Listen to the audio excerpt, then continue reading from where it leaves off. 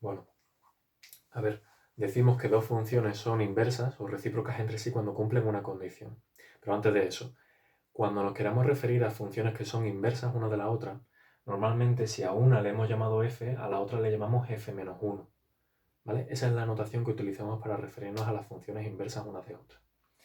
Bueno, ¿cómo se define el concepto de función inversa? Bueno, pues si tomamos un valor x que pertenece al dominio de definición de f y hallamos su imagen, f de x, y le llamamos y, por ejemplo, entonces, si esa misma y se la introducimos a la función supuestamente inversa, al hacer la imagen, pero a través de la función inversa, esa f-1 de y nos va a devolver el mismo valor original que tomamos de x, del dominio de definición de f.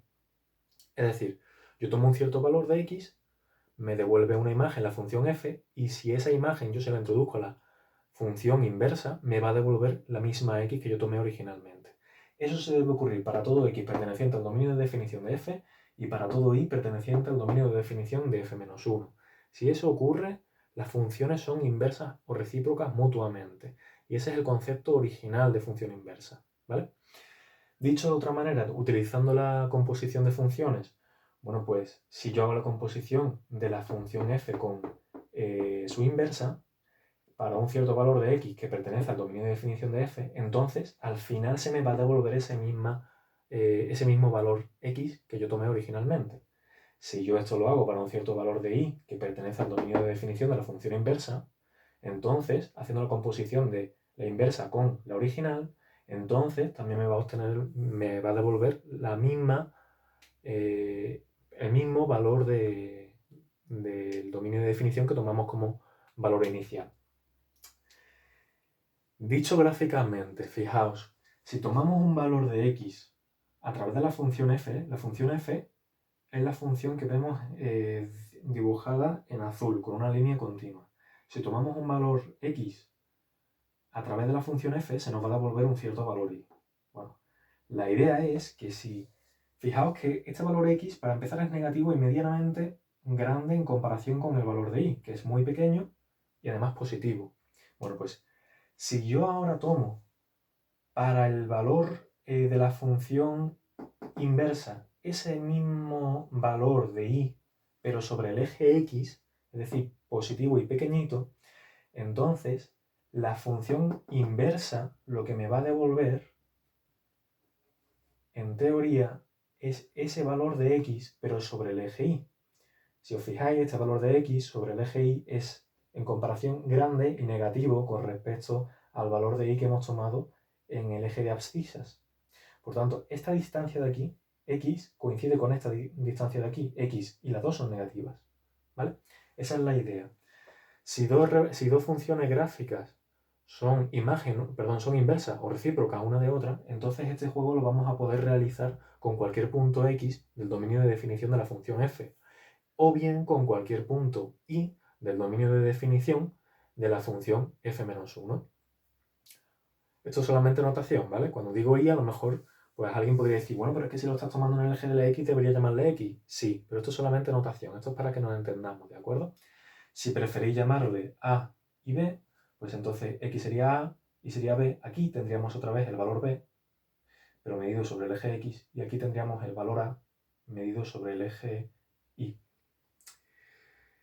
Si os fijáis, además, he dibujado aquí, he representado la función y igual a x. Esa recta siempre se toma como referencia a la hora de verificar si dos funciones son recíprocas. ¿Por qué?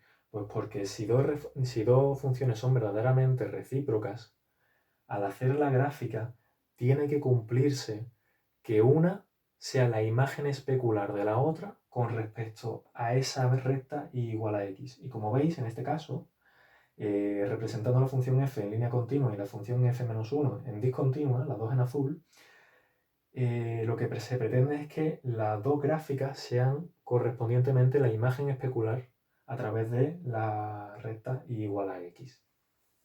Bien, esto es la definición estricta de reciprocidad o inversa de una función, ¿vale?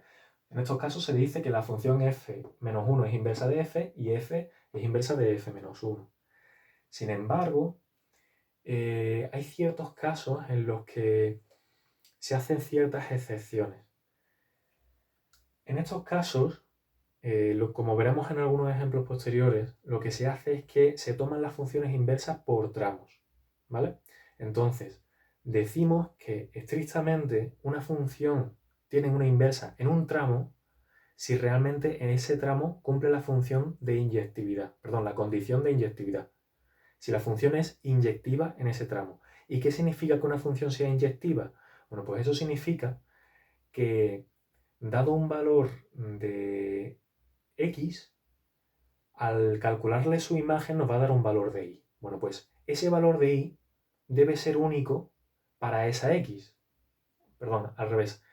Esa y que se ha obtenido a través de esa x es imagen solamente de esa x. No puede ser imagen de otro valor de x al mismo tiempo. Repito, una función en un tramo es inyectiva cuando no existe una imagen repetida para dos valores del dominio de definición. Es decir, existe un único valor de x tal que la imagen dada por x sea y. O sea que para una imagen y solamente existe un único x del dominio de definición de la función f. Si para dos valores diferentes del dominio de definición de la función f existe un mismo y, entonces en ese tramo la función no es exactamente inversa. Lo que sí podríamos hacer es dividir el tramo en otros trozos, en otros subtramos, de tal forma que esa condición de inyectividad sí se cumpla, y entonces podemos hablar de la inversa de la función en ese subtramo.